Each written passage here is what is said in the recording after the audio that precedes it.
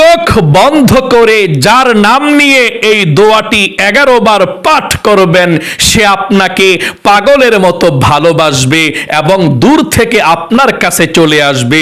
তার মনের মধ্যে বারবার আপনার কথা মনে পড়বে এবং আপনাকে ছাড়া সে কখনোই থাকতে পারবেন না। তাই আপনি যদি দূর থেকে কিংবা কাছ থেকেও যে কাউকে একদম সহজে কোরআনি ছোট্ট একটি দোয়ার মাধ্যমে জায়েজভাবে বাধ্য করতে চান, ভালোবাসা পেতে চান, কথা শোনাতে চান, কাছে আনতে চান, তাহলে অবশ্যই এই কোরআনি আমলটি করুন। ইনশাআল্লাহ আপনি যে কাউকেই বাধ্য করতে পারবেন, কথা শোনাতে পারবেন শুধুমাত্র 11 বার চোখ বন্ধ করে দোয়াটি পাঠ করলেই চলবে ইনশাআল্লাহ। এবং এই দোয়াটি 100% পরীক্ষিত দোয়া, যে কেউ আপনাকে ভালোবাসবেই বাসবে।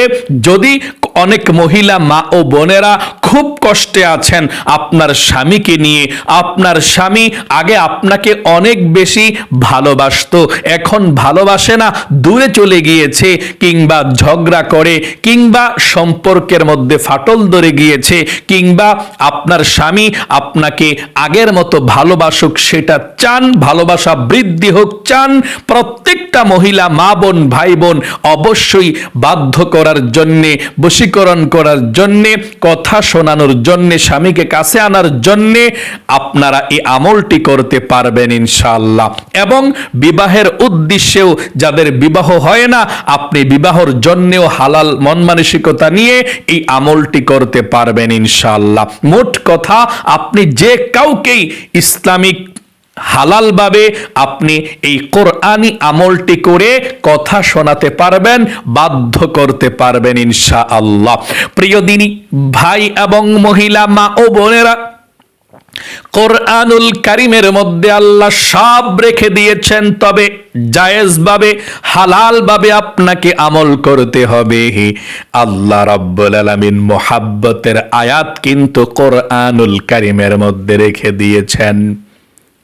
যেই ভালোবাসাগুলো আল্লাহ পৃথিবীর মধ্যে জায়েজ করে দিয়েছেন, সেই ভালোবাসার ক্ষেত্রে আপনি কোরআনের আমল করতে পারেন। আল্লাহ কোরআনুল কারীমের মধ্যে সব রেখে দিয়েছেন। আল্লাহ বলেন, ওয়ানাজ্জালনা আলাইকাল কিতাবা তিবিয়ানাল লিকুল্লি শাই। এমন কোন বিষয় নাই যে আল্লাহ কোরআনুল কারীমের মধ্যে রেখে দেয় নাই। এবং যত রোগ আছে সমস্ত রোগের মহা ঔষধ কোরআনুল কারীমের মধ্যে রেখে দিয়েছেন। আল্লাহ বলেন, ওয়ানুনাজ্জিলু মিনাল কুরআনি মা হুয়া শিফাউ ওয়া রাহমাতুল লিল মুমিনিন। আল্লাহ রাব্বুল আলামিন কোরআনুল কারীমের মধ্যে যা কিছু নাজিল করে প্রত্যেকটা রোগের শেফা, ঔষধে চিকিৎসা এবং মুমিনদের জন্য রহমত। সকলে বলি সুবহানাল্লাহ। ও প্রিয় দিনী ভাই এবং মহিলা মা ও বোনেরা, এই আমলটি আপনারা যার জন্যই করবেন সে আপনার জন্য পাগল হয়ে যাবে, আপনাকে ছাড়া থাকতে পারবে না। আমলটি কারা কারা করতে পারবেন আবারও বলে দিচ্ছি, এবং কারা কারা করতে পারবেন না আমি বলে দিচ্ছি, মনোযোগ সহকারে শুনবেন। 1 নম্বরে স্বামী স্ত্রী একে অপরের জন্য আমলটি করতে পারবেন। কারণ অনেক মহিলা মা ও বোনেরা বলে থাকে, হুজুর আমার স্বামী পরকিয়া করে, আমার স্বামী আগের মতো ভালোবাসে না, আমার স্বামী দূরে চলে গিয়েছে আমাকে ছেড়ে, আমার সঙ্গে কথা বলে না, ফ্যামিলির খোঁজ খবর নেয় না, সংসারের ভরণ পোষণ দ্বারা দেয় না, সে খুব কঠোর মনের মানুষ হয়ে গিয়েছে, অন্য নারীর সঙ্গে সম্পর্ক। ওই মহিলা মা বোনেরা স্বামীকে কাছে আনার জন্যে, স্বামীর পরকিয়া নষ্ট করার জন্যে, স্বামী যাতে স্ত্রীকে ভালোবাসে এই জন্যে, আগের মতো যাতে সম্পর্কটা জোড়া লেগে যায় এই জন্যে আমলটি করতে পারেন। আল্লাহর নবীজি বলেছেন, এই আমলটি করলে, আল্লাহর কাছে দোয়া করলে আল্লাহ সব ঠিক করে দিবে, আল্লাহর কাছে যা চাইবেন তাই পেয়ে যাবেন। তাহলে মহিলা মা বোনেরা স্বামীর জন্য আমলটি করতে পারবেন। আবার স্বামীও স্ত্রীর ভালোবাসা পাওয়ার জন্য, স্ত্রীকে ভালো করার জন্য, স্ত্রীকে যাতে আরো বেশি স্বামীকে ভালোবাসে এই জন্যে আমলটি স্বামীও করতে পারে। 2 নম্বরে বিবাহের উদ্দেশ্যে যাদের বিবাহ হয় না, পছন্দ হয়েছে বিবাহ হয় না, ফিরে যায়, বিবাহের জন্যও আপনি আমলটি করতে পারেন। তাহলে আল্লাহ রাব্বুল আলামিন অতি সহজেই বিবাহের ব্যবস্থা করে দিবে। 3 নম্বরে শ্বশুর শাশুড়ি অথবা যে জ্বালা যন্ত্রণা করে দুঃখ কষ্ট দেয় তার জন্য আপনি আমলটি করতে পারেন। 4 নম্বরে আপনার ছেলে মেয়ে যদি কথাবার্তা না শোনে, পড়াশোনা না করে, ভালোভাবে চলাফেরা না করে, আপনিও এই আমলটি করতে পারেন। এই আমলটি সব ভালোবাসা যেটা জায়েজ সে ভালোবাসার ক্ষেত্রে আপনি করতে পারেন ইনশাআল্লাহ। তবে এই আমলটি কাউকে ক্ষতি করার জন্য, নষ্ট করার জন্য, কাউকে কষ্ট দেওয়ার জন্য আপনি এই আমলটি করলে আপনি কঠিন শাস্তি পাবেন, আপনার ক্ষতি হবে। ভালো মন মানসিকতা, ভালো উদ্দেশ্য নিয়ে এই কোরআনুল কারীমের আমলটি করবেন ইনশাআল্লাহ। এটা কোরআনুল কারীমের ছোট্ট একটি আয়াতের অংশ, খুবই শক্তিশালী পাওয়ারফুল আমল। যেভাবে বলে দেব ঠিক সেভাবেই চোখ বন্ধ করে আপনি পাঠ করবেন। দোয়াটি যার নাম নিয়ে পাঠ করবেন সে আপনার জন্যে পাগল হয়ে যাবে ইনশাআল্লাহ। আপনাকে ছাড়া সে দূরে কখনোই থাকতে পারবে না, ছটপট শুরু করে দিবে। তাই মনোযোগ সহকারে আমলটি শিখুন কিভাবে আমলটি করবেন। আমলটি করতে হলে আপনি দূর থেকে, আপনার ভালোবাসার মানুষ দূরে থাকুক কিংবা কাছে থাকুক, শুধুমাত্র তার নামটা জানলেই হবে। সর্বপ্রথম আপনি ওযু করে পবিত্রতা অর্জন করবেন। আমলটি আপনি দিনেও করতে পারেন, রাতেও করতে পারেন, কোনো সমস্যা নেই। সর্বপ্রথম ওযু করে পবিত্রতা অর্জন করবেন। আল্লাহর নবীজি যেভাবে ওযু করেছিল সেভাবে আপনি ওযু করবেন। নবীজি বলেছেন ওযু করার শুরুতে যদি কোনো মানুষ বিসমিল্লাহ না পাঠ করে, আল্লাহর নাম না নেয়, তার ওযুটা পরিপূর্ণ হয় না। এই জন্য আপনি ওযু করার শুরুতে পাঠ করবেন। আমার সঙ্গে পড়ুন, বিসমিল্লাহির রহমানির রহিম। এভাবে আপনি বিসমিল্লাহির রহমানির রহিম বলে ওযু শুরু করবেন।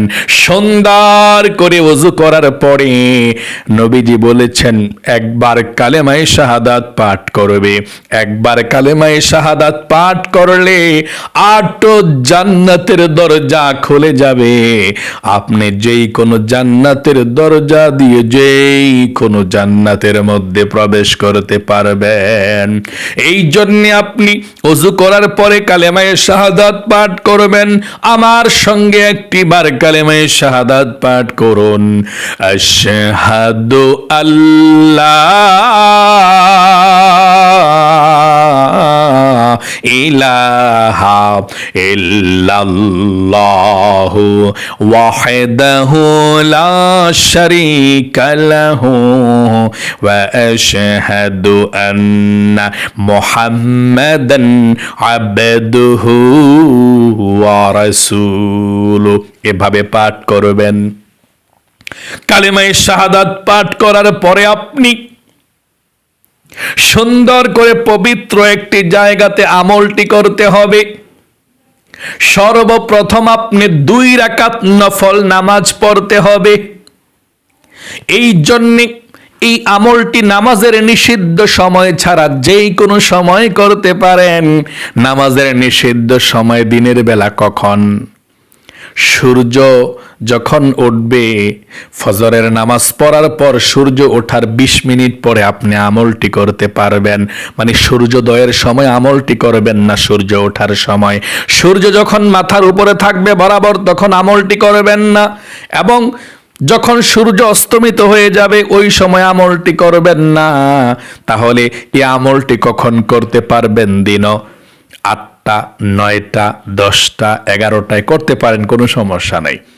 এবং দুপুরে 1টা, 2টা, 3টায় করতে পারেন, কোনো সমস্যা নেই, আসরের নামাজের আগ পর্যন্ত।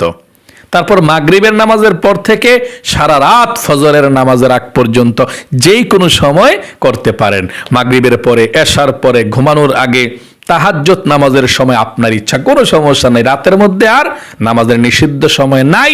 মাগরিবের পর থেকে ফজরের নামাজের আজানের আগ পর্যন্ত যেই কোনো সময় করতে পারেন। তাহলে আপনি 2 রাকাত নফল নামাজ আদায় করবেন। নিয়তটা কিভাবে করবেন? বাংলাতে যদি নিয়তটা করতে চান, এভাবে নিয়তটা করবেন। সর্বপ্রথম আল্লাহর কাছে বলবেন আপনি কি জন্যে নামাজটা পড়তেছেন।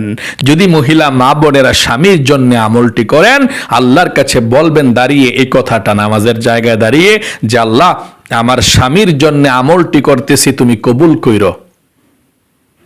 তারপর আপনি এই কথাটা বলে তারপর আপনি নামাজের নিয়তটা করবেন, আমি কিবলামুখী হয়ে 2 রাকাত নফল নামাজ আদায় করছি, আল্লাহু আকবার। যদি বিবাহের উদ্দেশ্যে আমলটি করেন, আপনি বলবেন যে আল্লাহ, আমি অমুককে বিবাহের জন্য আমলটি করতেছি, নামাজটি পড়তেছি, তুমি কবুল কইরো। তারপর যদি আপনার ছেলের জন্য আমলটি করেন, মেয়ের জন্য আমলটি করেন, আল্লাহ, আমার ছেলে মেয়ে কথাবার্তা শোনে না, যাতে তারা কথাবার্তা শোনে, মানে আমলটা কবুল কইরো। মানে যেই জন্য আপনি আমলটি করবেন, যার শ্বশুর শাশুড়ি ভালো না, আল্লাহ, আমার শ্বশুর শাশুড়ি ভালো না, ওদের জন্য আমি আমলটি করতেছি যাতে ভালো হয়ে যায়, তুমি আমলটা কবুল কইরো। মানে যেই জন্য আমলটা করবেন, আল্লাহকে বলবেন এই জন্য আমি নামাজটা পড়তেছি, আমলটি করতেছি, কবুল কইরো। তারপরে আপনি নফল নামাজের নিয়ত করবেন, আমি কিবলামুখী হয়ে 2 রাকাত নফল নামাজ আদায় করছি, আল্লাহু আকবার। তারপরে নফল নামাজ 2 রাকাত যেভাবে পড়েন, যে কোনো সূরা দিয়ে আপনি 2 রাকাত নফল নামাজ পড়বেন ইনশাআল্লাহ। 2 রাকাত নফল নামাজ আদায় করার পরে আপনি আমলটি করবেন ইনশাআল্লাহ। মনে রাখবেন, এই নিয়মে আমলটি করবেন। 1 নম্বরে আমলটি করতে হলে আপনাকে সর্বপ্রথম 11 বার ইস্তেগফার পাঠ করতে হবে। জীবনের সমস্ত গুনাহগুলো আল্লাহ ক্ষমা করে দেবে ইস্তেগফার পাঠ করলে। 11 বার ইস্তেগফার পাঠ করবেন। সর্বপ্রথম 11 বার ইস্তিগফার পাঠ করলে আল্লাহ আরো কিছু পুরস্কার আপনাকে দিয়ে দিবে। আমল করলে কখনো লস নাই, আমল করলেই দুনিয়ার লাভ, আখিরাতের লাভ। আল্লাহও খুশি হয়, সওয়াবও হয়। আপনি আমলটি করুন। আপনি যখন 11 বার দরুদ ইস্তিগফার পাঠ করবেন, আল্লাহ প্রথমে আপনাকে জীবনের গুনাহগুলো ক্ষমা করে দেবে। 2 নাম্বার পুরস্কার আপনাকে আল্লাহ দিবে, আপনার অভাব অনটনগুলোকে দূর করে দিবে। এই ইস্তিগফার পড়লে 3 নাম্বারে আল্লাহ আপনাকে নেক সন্তান দিবে।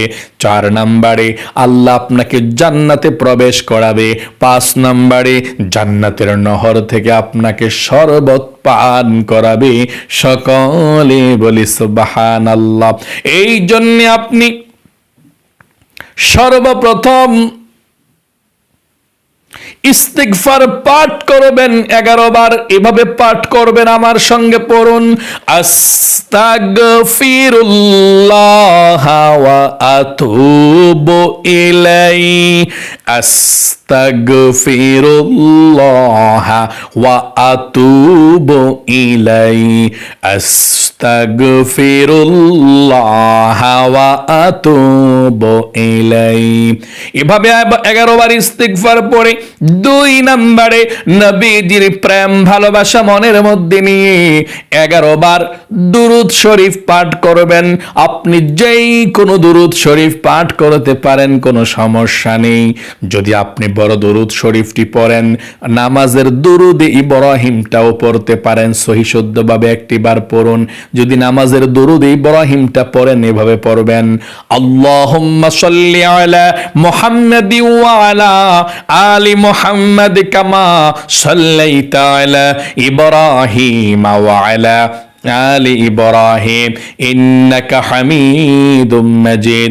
আল্লাহুম্মা বারিক আলা মুহাম্মাদি ওয়া আলা আলি মুহাম্মাদ কামা বারাকতা বারাকতা আলা ইব্রাহিম ওয়া আলা আলি ইব্রাহিম ইন্নাকা হামিদুম মাজিদ। এভাবে আপনি 11 বার দুরূদ শরীফ পড়বেন।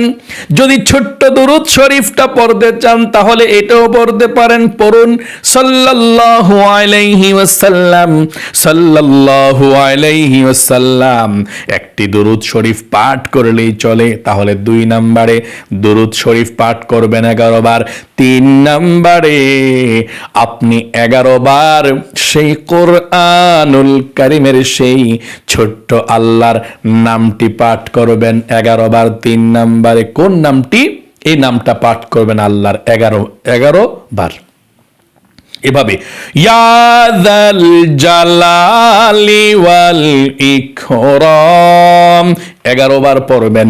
ইয়া যাল জালালি ওয়াল ইকরাম, ইয়া যাল জালালি ওয়াল ইকরাম। আবারও পড়ুন ইয়া যাল জালালি ওয়াল ইকরাম। 11 বার আল্লাহর এই নামটি পাঠ করবেন।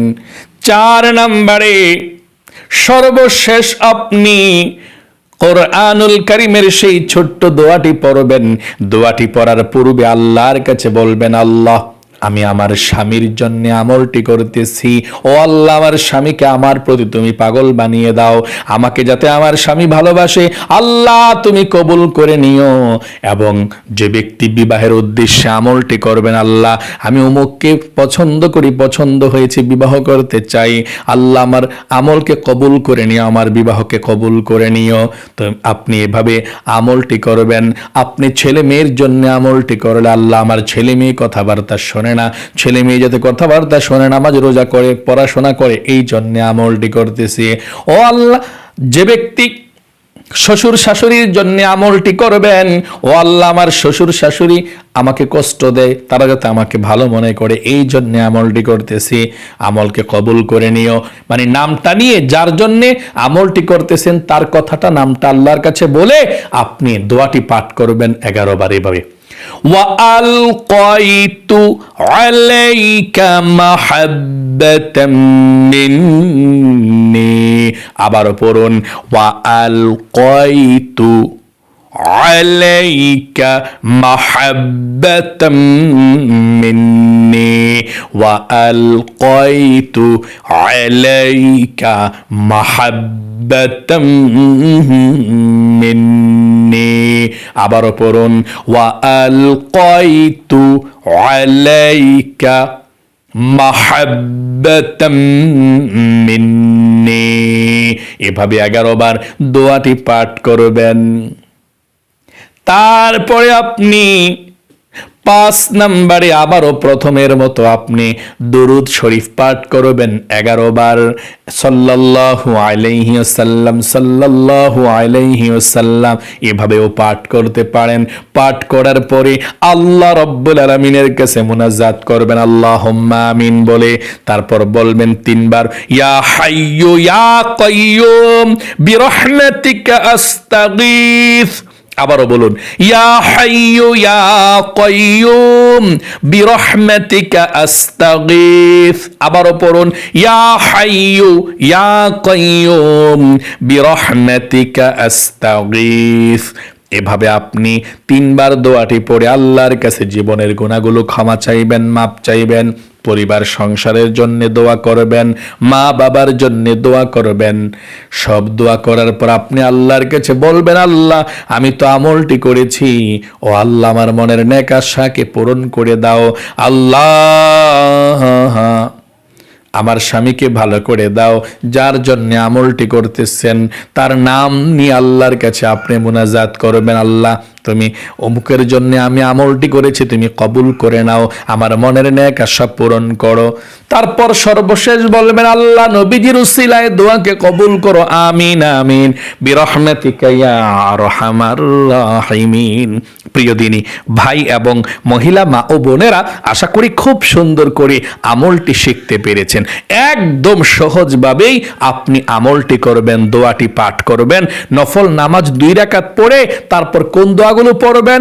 1 নম্বরে 11 বার ইস্তিগফার আস্তাগফিরুল্লাহ ওয়া আতুবু ইলাই। 2 নম্বরে 11 বার দুরূদ শরীফ যেমন সাল্লাল্লাহু আলাইহি ওয়াসাল্লাম পড়লেও চলবে, বা যে কোনো একটা দুরূদ শরীফ। 3 নম্বরে আপনি 11 বার আল্লাহর একটি নাম ইয়া যাল জালালি ওয়াল ইকরাম, ইয়া যাল জালালি ওয়াল ইকরাম 11 বার পড়বেন। 4 নম্বরে 11 বার সেই ছোট্ট দোয়াটি কোরআনের পাঠ করবেন এবং ওই নামটা নিয়ে পাঠ করবেন যার জন্য আমলটি করতেছেন। আল্লাহ অমুকের জন্য আমি আমলটি করতেছি, তুমি কবুল করে নিও। তারপর আপনি পাঠ করবেন 11 বার ওয়া আলকাইতু আলাইকা মাহাব্বাতাম মিন্নি। আবারও পড়ুন ওয়া আলকাইতু আলাইকা মাহাব্বাতাম মিন্নি। তারপর 11 বার এই দোয়াটি পড়ার পর 5 নম্বরে আপনি আবারও প্রথমের মতো 11 বার ছোট্ট দুরূদ শরীফ সাল্লাল্লাহু আলাইহি ওয়াসাল্লাম পাঠ করবেন। তারপরে আল্লাহর কাছে আপনি মুনাজাত করবেন আল্লাহুম্মা আমিন বলে। তারপর 3 বার বলবেন ইয়া হাইয়ু ইয়া কাইয়ুম বিরহমাতিকা আস্তাগীথ, ইয়া হাইয়ু ইয়া কাইয়ুম বিরহমাতিকা আস্তাগীথ, ইয়া হাইয়ু ইয়া কাইয়ুম বিরহমাতিকা আস্তাগীথ। তারপর আপনি সবার জন্য দোয়া করবেন, কোন জন্য আপনি আমলটি করেছেন আপনি সেই কথাটুকু আল্লাহর কাছে বলবেন ইনশাআল্লাহ। প্রিয় দিনী ভাই এবং মহিলা মা ও বোনেরা, আল্লাহ আপনার জীবনকে সুন্দর করুক। যারা ভিডিওটি মনোযোগ সহকারে শুনেছেন, আপনাকে সবসময় ভালো রাখুক, বিপদ আপদ দূর করুক, জীবনে একবার হইলেও মক্কা মদিনায় নেক, সবচেয়ে সুখী বানাক আপনাকে আল্লাহ। সকলে কমেন্ট বক্সের মধ্যে লিখবেন আমিন এবং ভিডিওতে একটি লাইক দিবেন। যারা কমেন্ট বক্সের মধ্যে আমিন লিখেছেন এবং ভিডিওতে একটি লাইক দিয়ে দোয়াতে অংশগ্রহণ করেছেন, আল্লাহ তাদেরকে দুনিয়ার মধ্যে সবচেয়ে ভালো সুখে শান্তিতে রাখো এবং অনেক ধনী বানাও, যাতে গরিব অসহায় সবাইকে দান করতে পারে। আমিন। আজ এ পর্যন্তই, আবারও অন্য কোনো ভিডিওতে দেখা হবে ইনশাআল্লাহ। সেই পর্যন্ত আপনাদের সকলের সুস্বাস্থ্য আল্লাহর কাছে কামনা করে আজ এখানে বিদায় নিচ্ছি। আসসালামু আলাইকুম ওয়া রাহমাতুল্লাহি ওয়া বারাকাতুহু।